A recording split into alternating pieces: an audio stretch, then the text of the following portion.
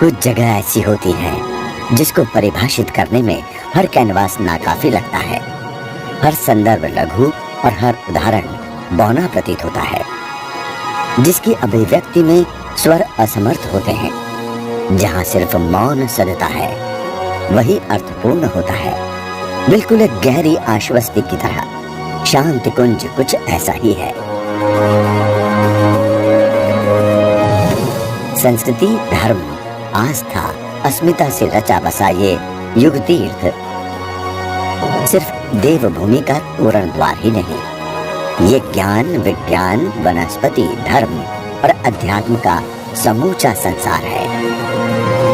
सही अर्थों में देखा जाए तो शांति कुंज कोई शब्द नहीं है, कोई स्थान नहीं है, बल्कि वो एक शक्ति है जो अपने अंदर विशाल ऊर्जा, ज्ञान और प्रकाश को समेटे हुए है। शांति कुंज की भी अपनी विकास गाथा है। सुर सरिता गंगा की गोद में पली बढ़ी और निरंतर विकास की सीढ़ियां चढ़ते हुए आर्यावर्त के सर्वोच्च तीर्थ का गौरव हासिल किया। कैसे इसकी आधारशिला रखी गई, कैसे ये आकार लेती गई।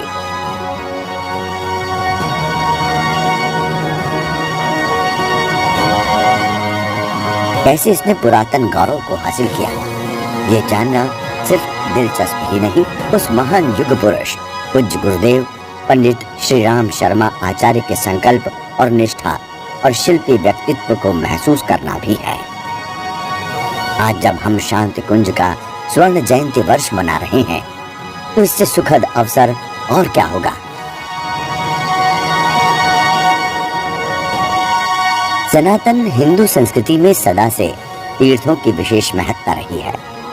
तीर्थ यानी भारत के महान ऋषियों की सुदीर्घ तपश्चर्या की दिव्य प्राण ऊर्जा से स्पंदित ऐसे पवित्र स्थल जिनका सीधा संबंध मन, विचार और आत्मा की शुद्धि से जुड़ा है।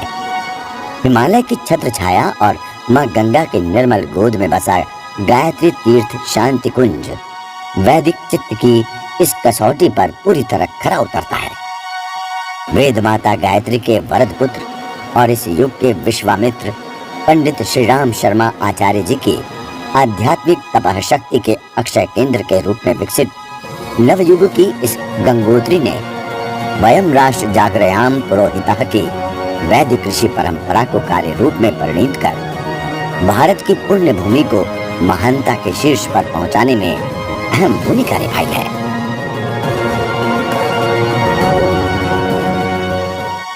अब से 5 दशक पूर्व 1971 में हरिद्वार रेलवे स्टेशन से लगभग 7 किलोमीटर दूर हरिद्वार ऋषिकेश मार्ग पर शांति कुंज गायत्री तीर्थ की नींव रखी गई थी।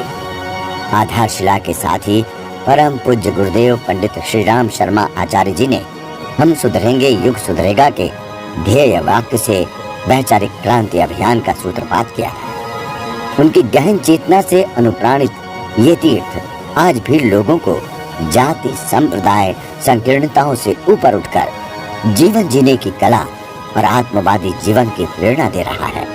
ये तीर्थ मानव की ऐसी अनूठी प्रयोगशाला है जहाँ राष्ट्र निर्माण के अभिनव प्रयोग निरंतर चलते रहते हैं। इस प्रगतिशील आश्रम में एक तरफ प्राचीन गुरुकुल जैसे अनुशासन पाले जाते हैं तो दूसरी तरफ विज्ञान और धर्म के समन्वय के प्रयोग चलते रहते हैं। यहाँ नियमित रूप से चलने वाले साधना शिविरों व परामर्श सत्रों का प्रशिक्षण व अनुशासन इतना प्रखर है कि इसमें भाग लेने वाला कोई भी व्यक्ति पूरा नहीं लौटता।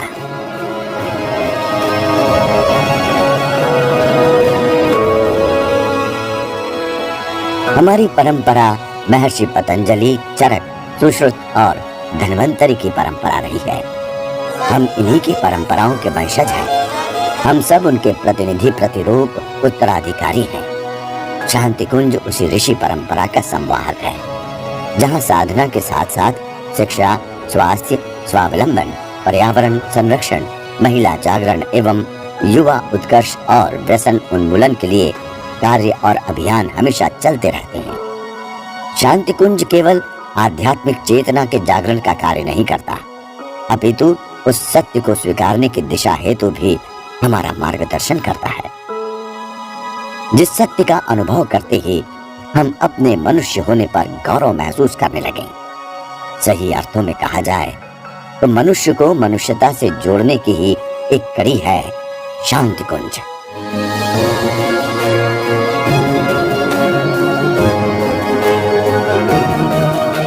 जहां हर धर्म और वेग के लोग आकर साधना करते हैं और आदर्श जीवन जीने का प्रशिक्षण लेते हैं। वर्तमान में अखिल विश्व गायत्री परिवार प्रमुख डॉक्टर प्रणव पंड्या जी और श्रद्धेया शैल दीदी के कुशल नेतृत्व व स्नेहपूर्ण मार्गदर्शन में पूज्य गुरुदेव पंडित श्री राम शर्मा आचार्य द्वारा 50 वर्ष पूर्व स्थापित गायत्री तीर्थ शांति कुंज आज एक विशाल वटवृक्ष बनकर भारतीय संस्कृति, वैदिक ज्ञान विज्ञान के उन्नयन में जुटा हुआ है।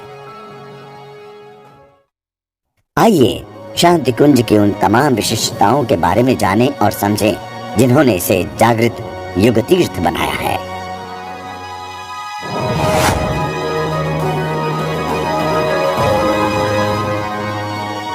सजल श्रद्धा प्रखर प्रज्ञा तीर्थ के सनातन मूल घटक हैं, जहां संतों ऋषियों के प्रभाव से ये दोनों धाराएं सघन सबल हो जाती हैं, वहीं तीर्थ विकसित प्रतिष्ठित हो जाते हैं। युग तीर्थ गायत्री तीर्थ के भी यही मूल घटक है। शांति कुंज के परिसर में प्रखर प्रज्ञा और सजल श्रद्धा के रूप में स्थापित स्थल इस दैवीय संस्थान के संस्थापक व संरक्षक पंडित श्री राम आचार्य एवं उनकी अर्धांगिनी भगवती देवी शर्मा, जो गायत्री परिजनों के मध्य परम पूज्य गुरुदेव और वंदनीय माताजी के नाम से पूजे जाते हैं, आज भी गायत्री परिजनों को ऋषि युग्म की सूक्ष्म उपस्थिति का बोध कराते हैं। गायत्री परिवार के कार्यकर्ताओं व परिजनों की अटूट आस्था इन शक्ति स्थलों से जुड़ी है। उनका विश्वास है कि महाप्रयाण के सालों बाद भी ऋषि सत्ता आज भी सूक्ष्म रूप से उनके साथ मौजूद है और उनकी कष्ट कठिनाइयों को दूर, उनके जीवन को ऊंचा उठाने में सदैव तत्पर रहती हैं। परेशान मत होना, तेरे साथ तेरी माँ है, तेरा पिता है, बेटी परेशान मत होना, जरा भी हैरान मत होना, हम तुम्हारे साथ हैं ना। हम तुम्हारे सुख में साथी नहीं है, लेकिन आपके दुख में साथी हम जरूर है, जरूर है। हम आपको मनोबल देंगे, आपको सहारा देंगे, आपको हिम्मत देंगे, आपको बल देंगे, आपको प्रेरणा देंगे, ताकि उस संकट की घड़ी को आप झेल सकें। पारिवारिक हो चाहे आपकी व्यक्तिगत जो भी हो, हर किसी में हम आपको बल और शक्ति आपको हमेशा देते हुए चले जाएंगे। अभी भी दे रहे हैं और आगे भी हम नहीं भी रहेंगे तब भी आप आना यहाँ, आपको आमंत्रण है। जब आपने पल्ला पकड़ा है तो छोड़ना मत इसको, फिर आप आना और वही प्रेरणा, वही शांति और संतोष और शक्ति और भक्ति आपको मिलती हुई चली जाएगी। आप अखंड दीपक को प्रणाम तो करना और उसमें देखना कि गुरुजी माताजी दिखाई पड़ते हैं कि नहीं पड़ते, और शांति कुंज में आना, देखना हर जगह आपको गुरुजी माताजी दिखाई पड़ेंगे, आपको दिखाई पड़ेंगे। गायत्री परिजनों का अपनी गुरु सत्ता से भावभरी प्रार्थना सेवा करने का सर्व सुलभ स्थल है यहाँ निर्मित ऋषि युग्म का समाधि स्थल।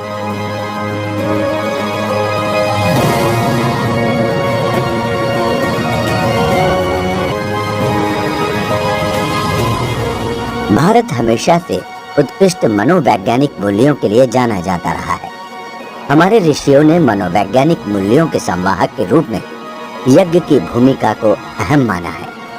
यही वजह है कि यज्ञ को भारतीय संस्कृति का मूल आधार माना गया। शांति कुंज के परिसर में वैदिक संस्कृति के इस यज्ञीय स्वरूप के साक्षात दिग्दर्शन होते हैं। इस गायत्री तीर्थ की यज्ञशाला की सबसे बड़ी खासियत ये है कि यहाँ युग ऋषि पंडित श्री राम शर्मा द्वारा हिमालय से लाई गई अखंड अग्नि विगत अर्ध सदी से स्थापित है तथा इसी अग्नि से शांति कुंज की स्थापना से लेकर आज तक प्रतिदिन यज्ञ होता है। प्रतिदिन सैकड़ों गायत्री परिजन इस पवित्र यज्ञ भूमि में उज्जवल भविष्य की प्रार्थना के साथ अपनी आहुतियां समर्पित करते हैं और यज्ञीय जीवन शैली शिक्षण का प्रशिक्षण पाते हैं।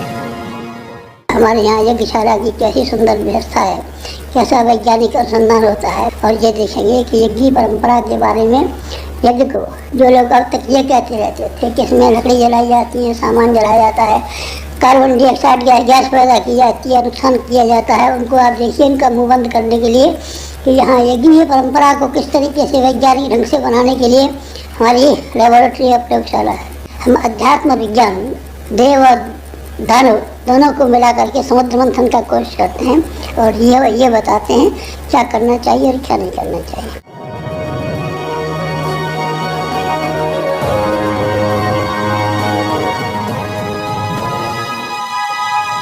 परम पूज्य गुरुदेव पंडित श्रीराम शर्मा आचार्य ने सुनसान के सहचर समेत अपनी कई पुस्तकों में अपनी हिमालय यात्रा का जिक्र किया है। इस यात्रा में हिमालय में हजारों वर्षों से साधनारत सूक्ष्म शरीरधारी सप्त ऋषियों से वार्तालाप का भी वर्णन है। इन्हीं सप्त ऋषियों ने गुरुदेव के कंधों पर अपने अधूरे पड़े कार्यों को सौंपा और उसे गति देने के लिए निर्देशित किया। आचार्य श्री उनके निर्देश को शिरोधार्य करते हुए हिमालय से लौटकर इस कार्य में प्राणपण से जुट गए। शांतिकुंज परिसर से सप्त ऋषियों के आंदोलनों को गति दी और स्मृति स्वरूप उनकी प्रतिमाएं भी स्थापित की। ऋषि परंपरा की स्थापना भी यहाँ की है, इसकी मूर्तियाँ प्रतिमा भी यहाँ बनाई हैं। और मूर्तियों और प्रतिमाओं के बनाने के अलावा यहाँ सबसे बड़ा काम किया है कि वो लोग जो काम करते थे उस किए हुए काम को हमने किसी न किसी रूप में जारी रखने की बराबर कोशिश की है।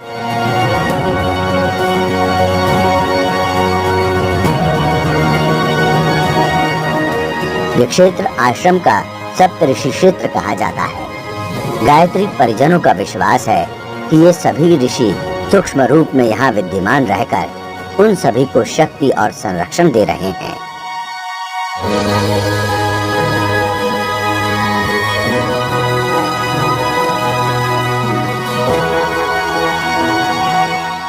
सनातन हिंदू संस्कृति परायण आध्यात्मिक जीवन शैली के लिए देव दर्शन की महत्वपूर्ण भूमिका मानी जाती है।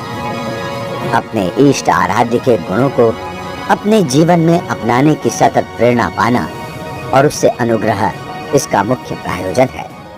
विश्वामित्र ऋषि जो गायत्री के दृष्टा माने जाते हैं, उन्होंने भी अपनी तपश्चर्या नहीं की। जहाँ की गायत्री का ये स्थान बना, यह गायत्री मंदिर बना हुआ है, हमने उस स्थान को बहुत महत्व दिया है। विश्वामित्र ऋषि भी तब इसी स्थान पर कहते थे, हमने ठीक चुन करके ऐसा भारतवर्ष में दूसरा स्थान नहीं मिल सकता था, यहाँ हमने वो स्थान बनाया है। गायत्री मंदिर यही दिव्य प्रेरणा देता है। गायत्री मंदिर से लगा हुआ भटका हुआ देवता का मंदिर भी है। आचार्य श्री भी अपने संबोधन में हमेशा कहते थे कि मानव प्रत्यक्ष देवता है। वो सद्गुणों और अपनी आत्मशक्तियों को जगाकर देवतुल्य हो जाता है। मंदिर की दीवारों पर लिखी सूक्तियाँ सभी को सहज आत्मविश्लेषण के लिए प्रेरित करती हैं।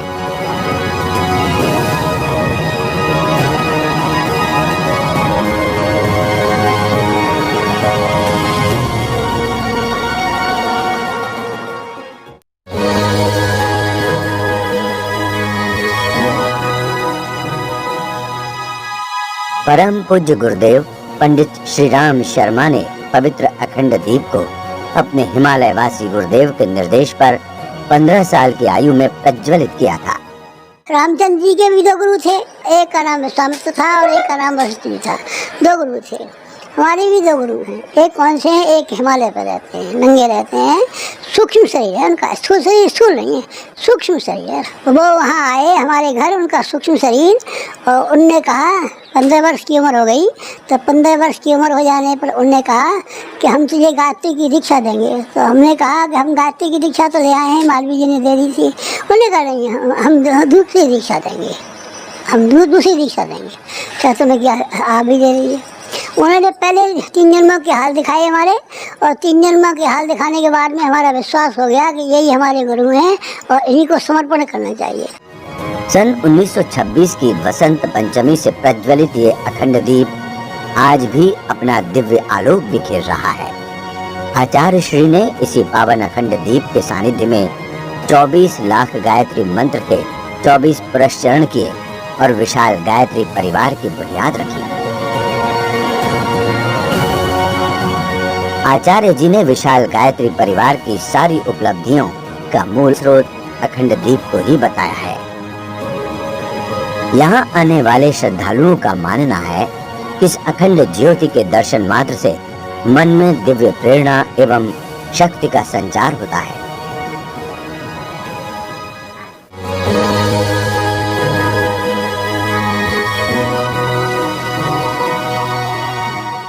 देवात्मा हिमालय मंदिर शांति कुंज की एक अनूठी स्थापना है। यहाँ देवभूमि उत्तराखंड के चारों धाम, पंच प्राण और यमुना की पावन धाराओं की मनोरम दर्शन होते हैं।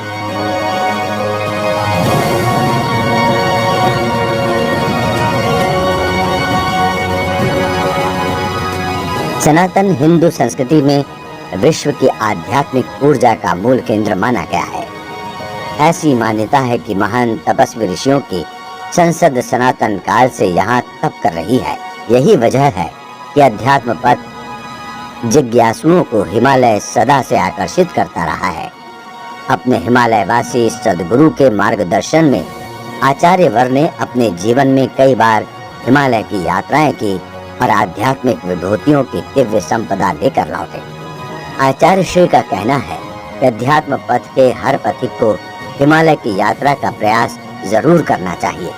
इससे साधक के अंतस को दिव्य शक्तियों का पोषण मिलता है। शांति कुंज में देवात्मा हिमालय की स्थापना का मंतव्य भी यही है। हमने हिमालय का एक मंदिर बनाया है, जैसा एक मंदिर सारे हिंदुस्तान भर में कहीं नहीं है। ये उसका प्रतीक हो रहा है। हिमालय की मूर्ति यहाँ बनाई है, हिमालय का मंदिर बनाया है, ऋषि परंपरा बनाई है। ऋषि यहाँ क्या करते थे? हिमालय माने ऋषि, ऋषियों के रहने का स्थान। सारे के सारे ऋषि यही हुए हैं। जितने भी ऋषि हुए हैं, गायत्री के 24 अक्षर हैं और 24 ऋषि थे। वो 24 के 24 ऋषि इसी स्थान पर हुए। कहाँ है? हिमालय में। और हमने हिमालय की परंपरा को, हिमालय को का मंदिर ही यहाँ एक बनाया नहीं है, अभूतपूर्व। इसको अभूतपूर्व करिए। हिंदुस्तान भर में कभी किसी कल्पना नहीं आई कि हिमालय है, देवात्मा हिमालय है, इसका भी मंदिर बनाना चाहिए। कोई नहीं बना सका, हमने बनाया। हमें हिमालय पर बुलाया गया है हमारे गुरु ने बैटरी चार्ज करने के लिए। आपको जब कोई भी अपनी बैटरी चार्ज करनी हो तो आप यहाँ आना। हम चाहे रहते हो चाहे न रहते हो, हम यहाँ रहेंगे नहीं, ऐसी बात नहीं। हम यहाँ हमेशा रहेंगे।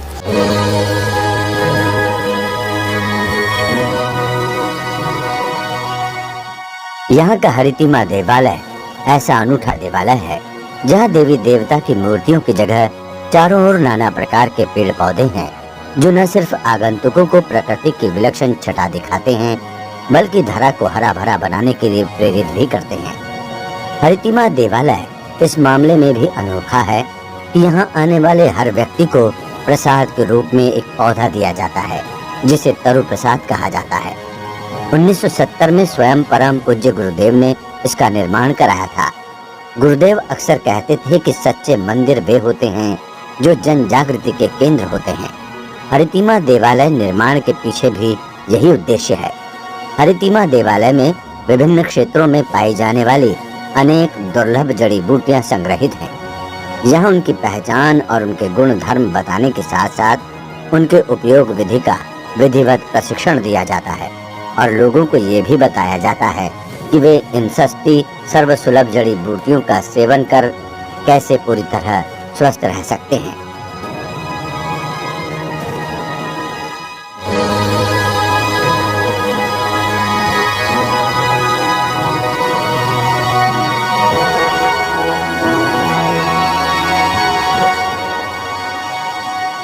युगदृष्टा मनीषी गुरुदेव पंडित श्री राम शर्मा कहते थे कि अच्छी पुस्तकें जीवंत देव प्रतिमाएं हैं।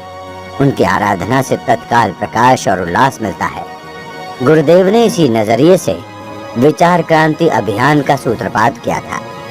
परम पूज्य गुरुदेव तो यहाँ तक कहते थे कि मेरे नहीं रहने पर गायत्री परिजन मेरे लिखे पवित्र साहित्य में मेरी साक्षात छवि देख सकते हैं। अपने जीवन के 80 वर्षों में गुरुदेव ने अपने वजन से भी अधिक भार के साहित्य को लिखा। व्यास परंपरा को अगर आपको कहीं देखने का हो तो आप केवल यहाँ देखिए हिंदुस्तान में आकर के, और कहीं नहीं आपको व्यास परंपरा मिलेगी। 18 पुराणों के भाष्य की है, वेदों के भाष्य की है। गुरुदेव द्वारा लिखे विपुल साहित्य को चित्रों के माध्यम से संक्षेप में देखने समझने का सुअवसर देव संस्कृति दिग्दर्शन प्रदर्शनी में मिलता है।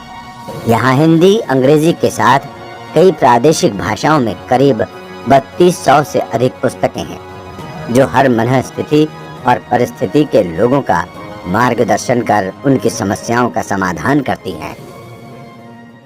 परम पूज्य गुरुदेव ने कहा था कि मेरे विचार मेरे साहित्य में छिपे हैं, और मेरा विचार जो है वही मेरा शरीर है।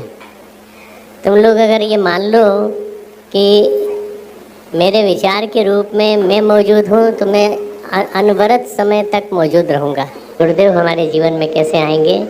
तो गुरुदेव को जीवन में लाना है तो उसका एक ही तरीका है कि इस साहित्य को हम घर घर पहुँचाएँ और हम स्वयं पढ़ें नियमित रूप से।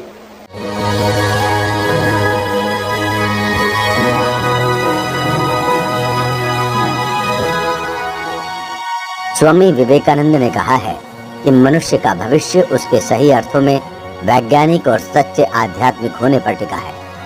विज्ञान को जहाँ धर्म से मानवीयता की सीख लेने की जरूरत है, वहीं धर्म के क्षेत्र में वैज्ञानिक पद्धतियों के प्रयोग की आवश्यकता है। परम पूज्य गुरुदेव ने नवयुग की इस जरूरत और कसौटी को भली भांति समझते थे। वो हमेशा कहते थे कि जीवन आत्मिक और भौतिक दोनों तत्वों से मिलकर बना है, इसलिए विज्ञान और अध्यात्म एक दूसरे से अलग नहीं बल्कि एक दूसरे के पूरक हैं। इसलिए उन्होंने धर्म को विज्ञान की कसौटी पर कसने के लिए सन 1979 में ब्रह्म वर्चस्व शोध संस्थान की बुनियाद रखी। अपने अनूठेपन और अलहदा होने की वजह से ब्रह्म वर्चस्व शोध संस्थान आज विश्व स्तर पर प्रतिष्ठा प्राप्त कर चुका है। श्रद्धेय डॉक्टर प्रणव पंड्या इसके निदेशक हैं और उनके नेतृत्व में यहाँ बड़ी संख्या में आज भी उच्च शिक्षित निष्ठावान शोधकर्ता वैज्ञानिक अध्यात्म पर शोध एवं संपादन में जुटे हुए हैं।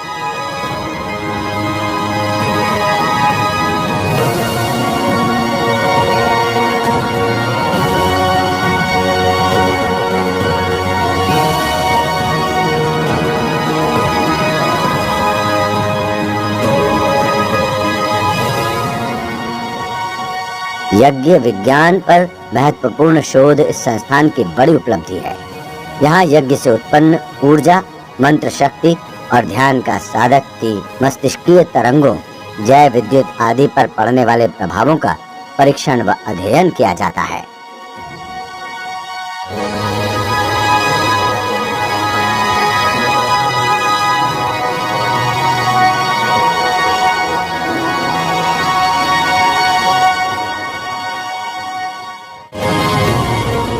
सातवीं शताब्दी में भारत आए प्रसिद्ध चीनी यात्री ह्वेनसांग ने अपनी यात्रा वृतांत में लिखा है कि भारत के भाग्य का निर्माण उसके विद्यालयों एवं विश्वविद्यालयों की कक्षाओं में हो रहा है।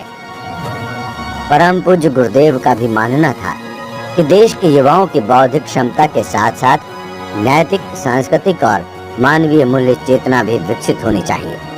श्रेष्ठ नागरिक, प्रखर राष्ट्रभक्त, विषय विशेषज्ञ के साथ महामानव बनाने के पंडित श्री राम शर्मा आचार्य के दिव्य स्वप्न को अमली जामा पहनाते हुए 11 अप्रैल सन 2002 को देव संस्कृति विश्वविद्यालय की स्थापना की गई। आधारशिला के साथ ही इस बात पर प्रतिबद्धता जताई गई कि यहाँ केवल अभियंता, चिकित्सक, विधिवेत्ता, वैज्ञानिक, शास्त्रज्ञ विद्वान ही नहीं तैयार किए जाएंगे, वरन ऐसे छात्रों का निर्माण किया जाएगा जिनका चरित्र उज्जवल हो, जो कर्तव्य परायण हो, जो मूल्यनिष्ठ हो। आज ये वाद विद्या की राजधानी केवल अर्जित ज्ञान के स्तर को प्रमाणित कर डिग्रियां देने वाली संस्था नहीं है, बल्कि ये सुयोग्य सच्चरित्र छात्रों की पौधशाला है। शांति कुंज हरिद्वार को ने प्रज्ञारण्य के रूप में विकसित किया ताकि भारतीय संस्कृति की जो रीढ़ है, तीर्थ परंपरा, उसके पुरातन स्वरूप को यहाँ देखा जा सके और उसका जो महात्मा कहा गया है उसको प्रत्यक्ष अनुभव किया जा सके। यहाँ पर व्यक्ति आए तो उसको लगे कि हम जीती जागती भारतीय संस्कृति को महसूस कर रहे हैं। इसीलिए यहाँ पर जो नित्य यज्ञ की परंपरा है, अखंड दीपक की परंपरा है, गायत्री मंदिर है, यहाँ पर देवात्मा हिमालय है, माँ गंगा का जो है मंदिर है, हिमालय की प्रखरता, गंगा की पवित्रता, इन सब का प्रतिनिधित्व करने वाले भगवान परशुराम, भगीरथ की दिव्य प्रतिमाएं हैं, पूरा सप्तऋषि का क्षेत्र है, जड़ी बूटी का उद्यान है, यज्ञ के ऊपर उच्च स्तरीय अनुसंधान का केंद्र अभी अभी स्थापित भी हुआ। गायत्री विद्या का यहाँ पर गहन अवगाहन संभव है। सारी की सारी विशेषताएं गुरुदेव ने कहा कि इस शांति कुंज के तीर्थ के अंदर प्रवेश करते से ही व्यक्ति महसूस कर सकता है। हमारे YouTube चैनल शांति कुंज रेडियो गायत्री परिवार को सब्सक्राइब करें एवं बेल आइकन जरूर दबाएं ताकि गायत्री परिवार की विभिन्न गतिविधियों